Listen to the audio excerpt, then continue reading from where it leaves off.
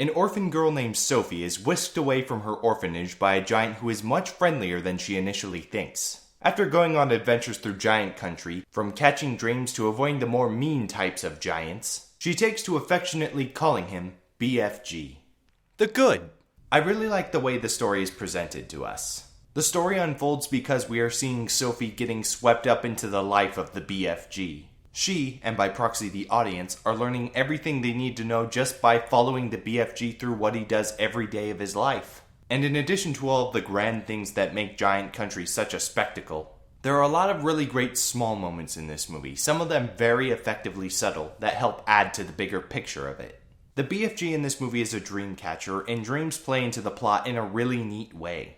Having never read the book upon which this movie was based, I didn't know what direction this plot element was going to take, and I'm really satisfied with the greater purpose given to the dreams as well as the mechanics of how they work. The performances in this movie are also really good, especially considering all of the special effects that are involved. There isn't a terribly large amount of complexity to most of the characters in this movie, but I think just enough that you feel the point of what they're trying to get across, which honestly is a lot of really genuine sweetness. And on top of that, there are some good comedic elements that are yielded from these performances. The humor in this movie is fairly simple-minded and doesn't take a lot to understand. Sometimes you could even call it cheap. But those semantics don't really matter as long as you're laughing and having a good time. And lastly, the thing that has to make it all come together, the cinematography. This movie does a really good job of showing us the perspective of a little girl in a giant world, as well as how she interacts with the world. The iffy. I do not understand why this movie is rated PG. It's a movie based off a Roald Dahl book. Basically what you can expect are a lot of nonsense words which may or may not get old after a while, and just a lot of adventure and whimsy and just a generally soft film, which I figure you would have to expect considering the title is called BFG for Big Friendly Giant.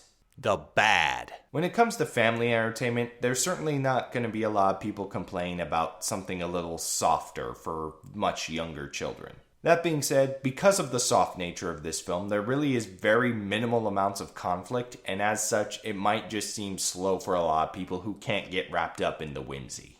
The verdict? Steven Spielberg said he waited to make this movie because the technology wasn't right to tell the story in the way that he wanted to, in the way he could show the world in all its glory. And I kind of get that. That said, this movie feels like it was made in entirely the wrong era. This feels like it could have been like a 90s Spielberg movie, or maybe even the 80s. It could have been made sometime around the same time as James and the Giant Peach, and it would have felt right for that era. But that doesn't stop this movie from being good in the slightest. It was really heartwarming, really charming. Sure, it may not be like Zootopia, where there's a lot of complex characters and themes to it that get you really, really engaged in everything, but I haven't seen a movie that was this sweet in a long time, and sometimes it's just nice to have that mellow feeling where you're like, this is a nice movie. This is Detective Steve, and Spielberg, it's been about 4 years now. When am I getting my Tintin sequel?